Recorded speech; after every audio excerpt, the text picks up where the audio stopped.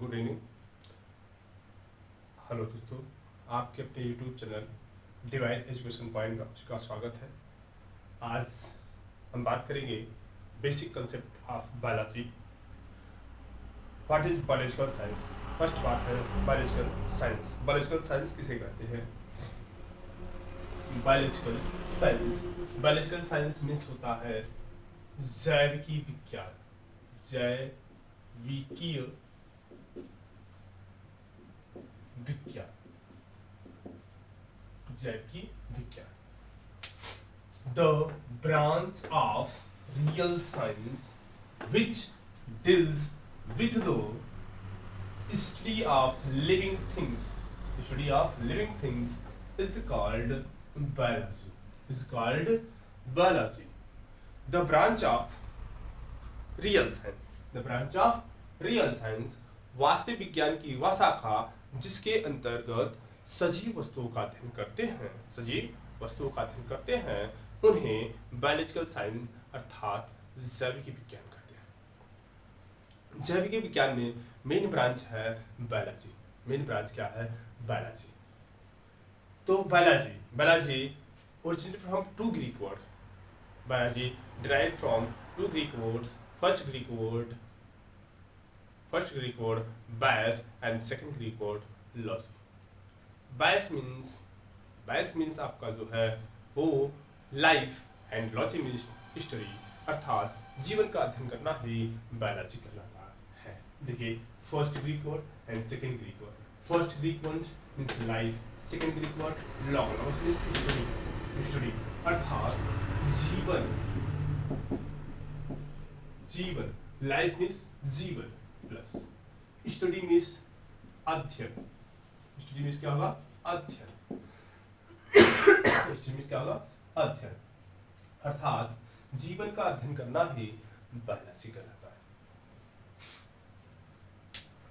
है। Study of life organism. Study of life organism is called biology. जीव के जीवन का अध्ययन करना, जीव के जीवन का अध्ययन करना ही जीव विज्ञान कहलाता है। Father of biology Aristotle. Father of biology कौन है? एरिस्टोटल, अर्थात Aristo. Biology and other science. Biology and other science. Biology often overlaps with the other sciences such as biochemistry, statistics, biophysics, toxicology। कहने का मतलब यह है जो बायोलॉजी और अदर साइंस जो एक दूसरे से जुड़ा हुआ है उसे क्या कहेंगे? जैसे बायोकेमिस्ट्री। बायोकेमिस्ट्री मतलब जैव रसायन। जीवों के केमिकल्स, जीव बॉडी के केमिकल्स क्या है? जैव रसायन है। Overlapping of biology with chemistry. Chemistry के साथ बायोलॉजी का जो जुड़ाव है या बायोलॉजी के साथ केमिस्ट्री का जो जुड़ाव है उसे कहेंगे बायोकेमिस्ट्री। जैसे आपके बॉडी में डीएनए बना हुआ है, कुछ डीएनए में केमिस्ट्री का पार्ट है, फास्फोरस है, ग्लूकोज है, वो भी एक केमिस्ट्री का ही पार्ट है, बनकर बना हुआ है। और साथ में बहुत प्रकार के अमीनोस हैं, प्रोटीन्स हैं, विटामिन्स हैं। ये सब क्या है? केमिस्ट्री है, जो कि मिल करके बायोकेमिस्ट्री कहलाते हैं। इसी प्रकार से बायोफिजिक्स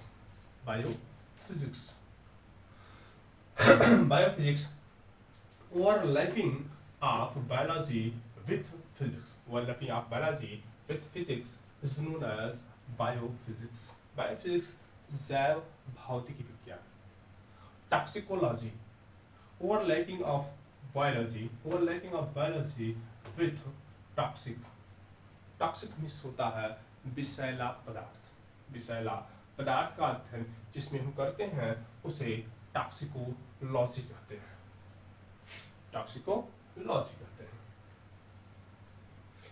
बायोलॉजी स्कोप। हमारी बायोलॉजी क्या क्या स्कोप है? The scope of the field is extensive and it is divided into several specialized disciplines such as anatomy, physiology, ethology, genetics and many more.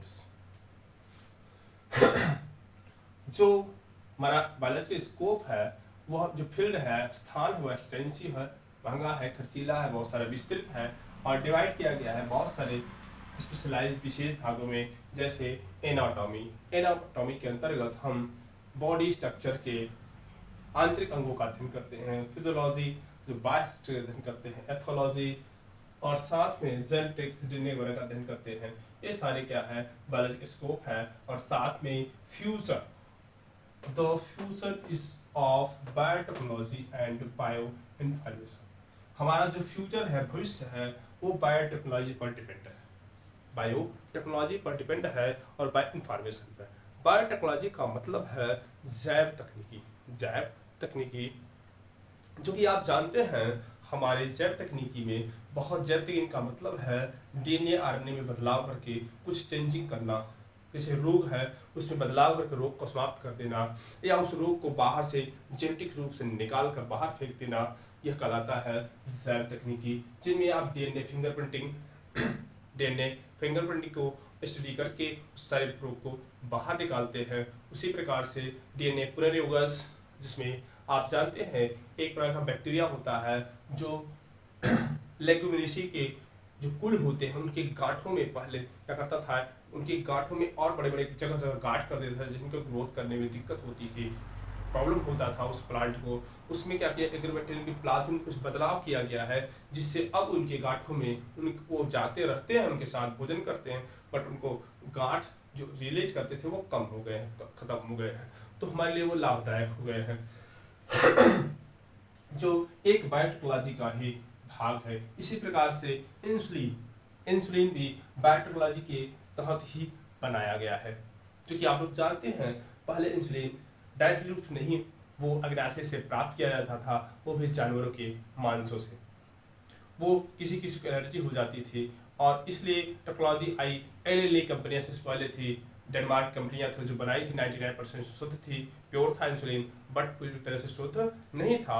उसी समय एल कंपनियां आई, अमेरिका की L कंपनियां ने उसे 99 नहीं 100% प्योर शुद्ध बनाया, जो ह्यूमन इसे जो प्लाज्मिड इकोलाई बैक्टीरिया में प्रवेश करके इसे ह्यूमलिन कहते हैं, ह्यूमलिन इंसुलिन वो रिलीज की, जिससे डायबिटीज रोगों के लिए ये दिया जाता है। तो ये क्या है, ये बायोटेक्नोलॉजी का एक भाग है। और बायो इन्फॉर्मेशन यानी जैव के बारे में इंफॉर्मेशन करना ही एक ये फ्यूचर हमारा भविष्य डिपेंड है। आते हैं मेन ब्रांच ऑफ साइंस। जो मेन ब्रांच ऑफ साइंस है वह जूलॉजी और बॉटनी। कौन है, जूलॉजी और बॉटनी, साथ में माइक्रोबायोलॉजी, साथ में कौन है, microbiology. Zoology, what is zoology? Zoology किसे कहते हैं? जूलॉजी वर्ड जो है, the zoology originated from two Greek words join and logos. Join means होता है an animals, joins means an animals and logos means study. जंतुओं का अध्ययन करना ही जंतु विज्ञान कहलाता है। जंतुओं का अध्ययन करना ही जंतु विज्ञान कहलाता है।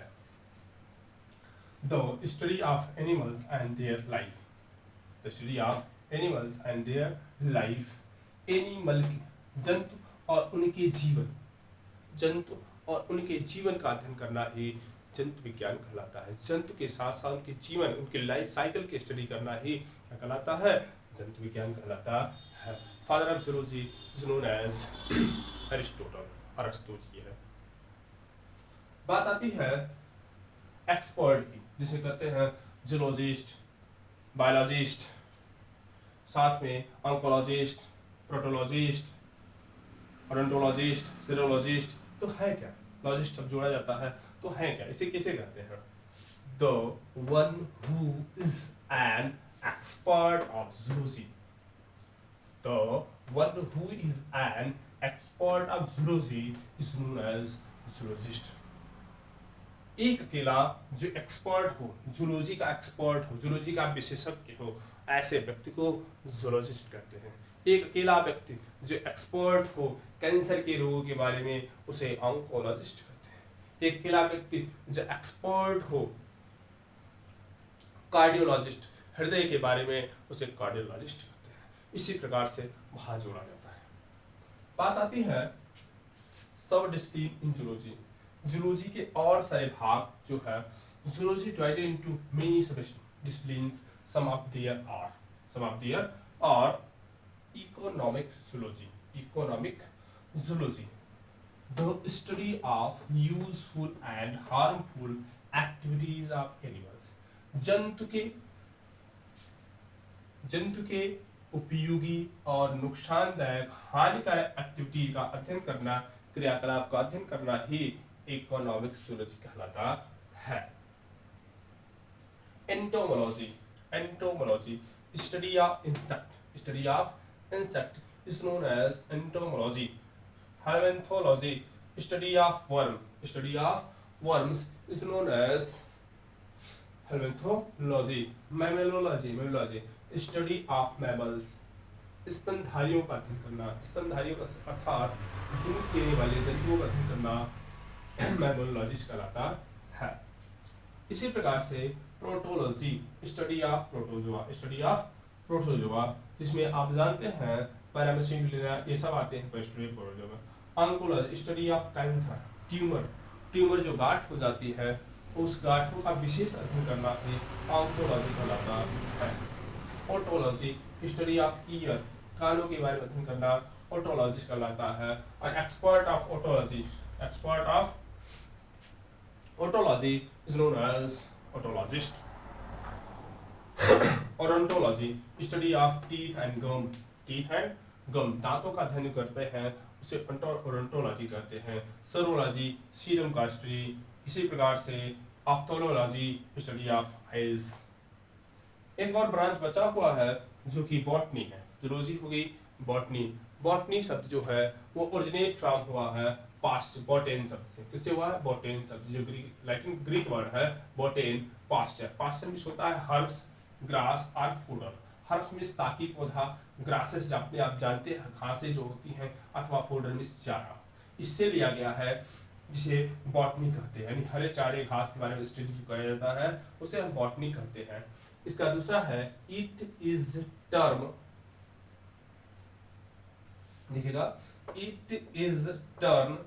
derived from Greek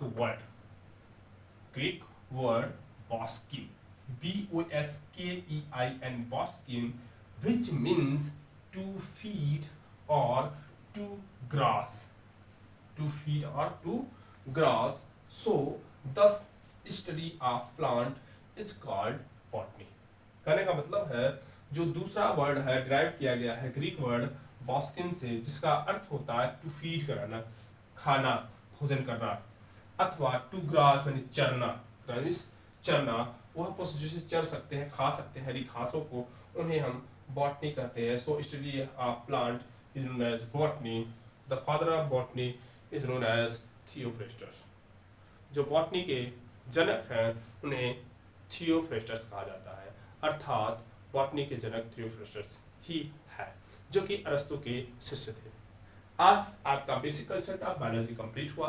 बात करते हैं आगे, बात करेंगे हम लाइफ प्रोसेस के बारे में नेक्स्ट वीडियो में। तब तक के लिए धन्यवाद, और आप इसे देखिए, लाइक सब्सक्राइब करिए और ज़्यादा से ज़्यादा सब्सक्राइब कीजिए, जिससे मैं अधिक से अधिक वीडियो आप तक पहुंचा सकूँ।